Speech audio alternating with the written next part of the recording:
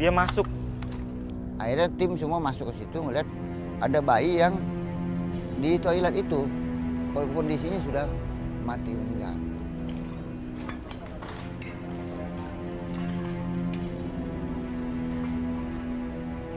Halo. Hai. Assalamualaikum.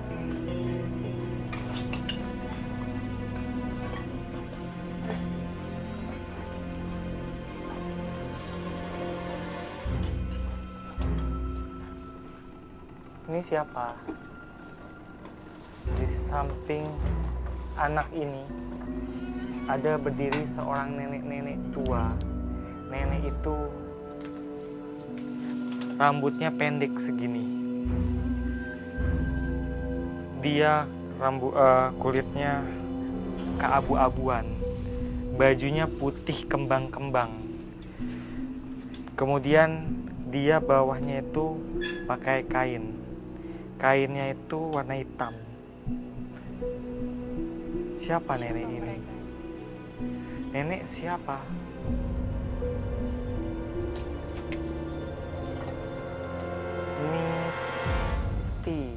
Niti. Namanya Niti. Terus kok ada anak kecil di sebelahnya, Ruth? Anak ini, kata nenek Niti, dia adalah anak yang diaborsi. Dia ada karena sesuatu peristiwa. Dia ini adalah anak yang tidak diinginkan. Dan kemudian si merah ini berulah. Dia menyebarkan rasa kegelisahan, depresi dan sebagainya kepada ibu si bayi ini, yang menyebabkan akhirnya si ibu itu nekat menggugurkan kandungannya di tempat ini.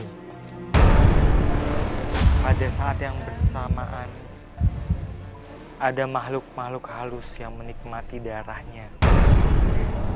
Mereka menjilat darah dari kandungan yang diaborsi itu.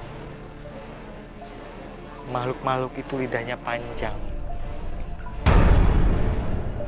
Mereka menjilat-jilat darah-darah itu. Sementara ibu si bayi meringis. Bagaimana nasib ibu si bayi itu, Ruth? Apakah dia baik-baik saja? Terakhir ibu itu masih hidup. Berarti anak yang diaborsi itu tumbuh jadi anak kecil itu tadi, Ruth? Anak itu, ya, jin korin dari anak yang diaborsi. Laki-laki atau perempuan? Seperti apa sosoknya? Dia botak, dia laki-laki. Botak, tingginya segini.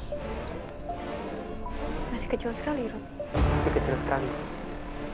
Bahkan kakinya aja cuma sebesar ini.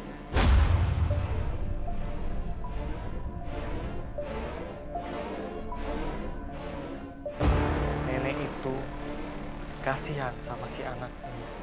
Akhirnya dialah yang menjaga, yang merawat. Nenek itu bilang, laki-laki itu harus bisa menjaga kehormatan perempuan. Laki-laki biadab. Dia selalu bilang laki-laki biadab. Ini ada hubungannya dengan kejadian ayah si bayi, si almarhum bayi ini. Jadi,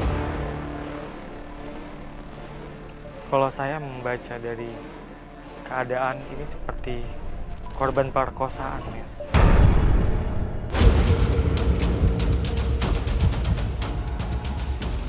Jadi ada salah satu TKI yang pernah menjadi korban pemerkosaan oleh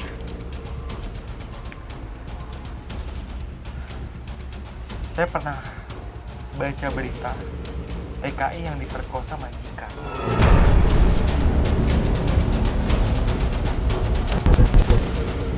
Seperti itu.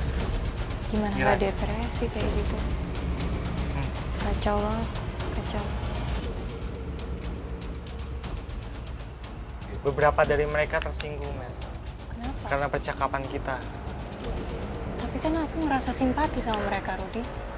Kamu simpatinya sama korban, tapi mereka punya cerita yang berbeda.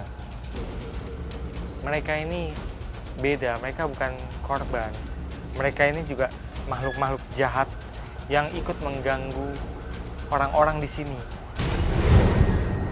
Pertanyaanku adalah, kalau suatu saat nanti ini dibangun kembali, Ruth, sosok-sosok itu bakalan tetap ada di sini nggak sih, Ruth? Dan apakah banyak yang tetap bakalan mengganggu manusia nantinya?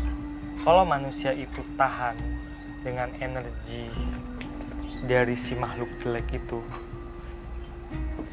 makhluk yang berenergi jelek itu, ya dia akan baik-baik aja. Tapi kalau yang akhirnya ikut terbawa depresi juga, dia akan mengalami mungkin hal yang sama. Jadi siapapun yang ingin membuat tempat ini kembali berfungsi, dia juga harus menyingkirkan makhluk-makhluk yang punya energi jelek. Salah satunya contohnya si merah. Nah, Mati lampunya. kita dikerjain lagi. Biarin dulu, Kak. Menurut kayaknya semakin kesini hawanya semakin gak enak. Mendingan kita langsung ke depan dan langsung jemput sahabat uji berani. Ya, Oh iya, titik lokasi uji berani di mana? menurut saya tempat yang paling kuat itu di pertigaan yang ada arah mau ke Bangsal. Aduh, yang mulai tadi aku mual di sana. Betul, Mas. Di situ maksud saya.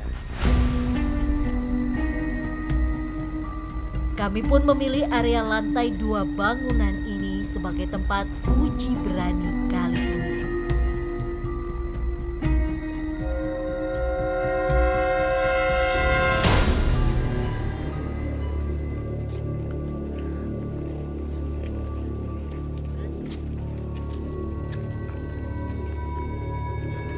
Pemirsa, sekarang saya sudah bersama dengan sahabat uji berani.